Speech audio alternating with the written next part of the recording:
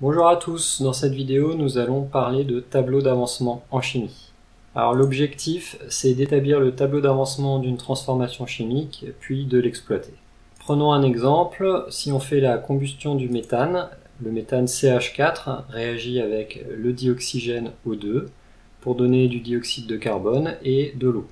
Imaginons que la situation de départ soit qu'on mélange 5 mols de CH4 avec 8 mols de O2. La question qu'on se pose, c'est qu'est-ce qu'il y a à la fin dans le système? Est-ce qu'il reste du CH4 ou du O2? Combien on a fait de CO2? Combien on a fait de H2O? Pour cela, on va établir un tableau d'avancement. Alors, on va écrire l'équation bilan de la transformation ici, et puis on va se demander, en fait, combien il reste de chaque espèce chimique à différents instants. Donc d'abord à l'état initial, quand il ne s'est encore rien passé, combien est-ce qu'on a de chaque? On avait mis 5 mols de CH4, on avait mis 8 mols de dioxygène, et au début, il n'y a pas encore de dioxyde de carbone ni d'eau, puisque la réaction ne s'est pas encore produite. La réaction s'est produite 0 fois, donc on va noter x égale 0. X, c'est l'avancement, c'est-à-dire le nombre de fois que la réaction s'est produite. À l'état initial, la réaction ne s'est pas produite, x égale 0. Si la réaction se produit une fois, j'ai besoin d'une molécule de CH4 et de 2 molécules de dioxygène. Ça va former une molécule de dioxyde de carbone et 2 molécules d'eau.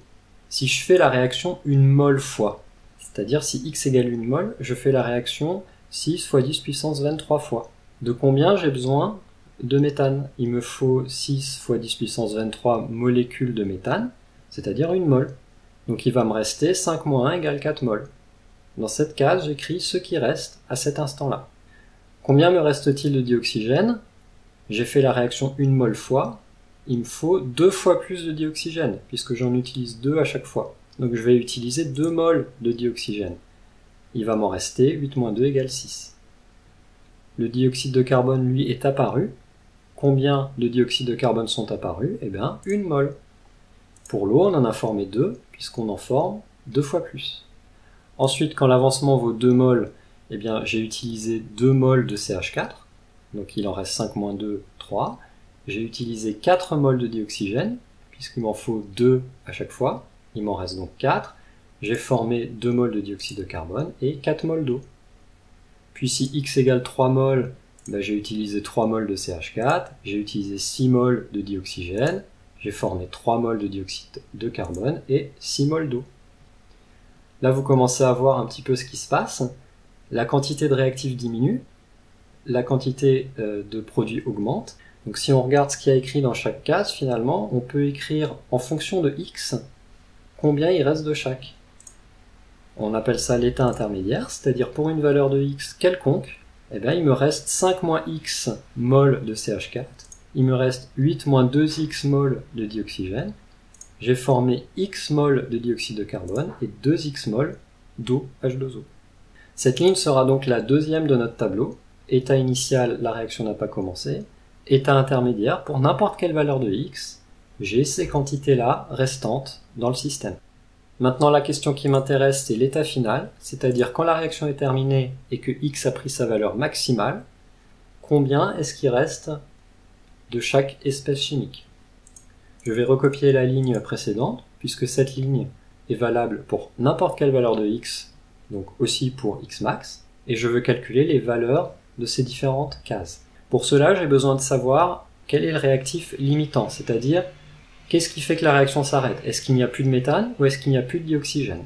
Ici, on peut essayer de deviner. On voit que pour faire réagir les 5 mols de méthane, il faudrait utiliser 10 mols de dioxygène, puisqu'il en faut 2 fois plus. Mais j'en ai que 8. Donc c'est le dioxygène qui va être le réactif limitant. Mais si on ne peut pas le deviner, il faut le déterminer en faisant des hypothèses. Donc première hypothèse, si c'est CH4 qui est limitant, alors cette case vaut 0 à la fin, il n'y a plus de CH4. Donc 5 moins x max vaut 0, ce qui veut dire que x max vaudrait 5 mols.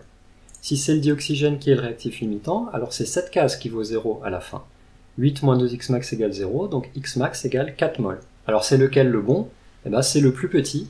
Le méthane, il y en a assez pour que x max vaille 5 mols. Mais il n'y a pas assez de dioxygène. Le dioxygène, il ne peut pas aller jusqu'à 5. Il s'arrête à 4. Donc quand on est arrivé à 4, il n'y a plus de dioxygène, la réaction s'arrête. Ce qui veut dire que le réactif limitant, c'est le dioxygène, et x max vaut 4 mols. il vaut pas 5, cette hypothèse est fausse. On peut donc remplir la dernière ligne du tableau avec les valeurs numériques.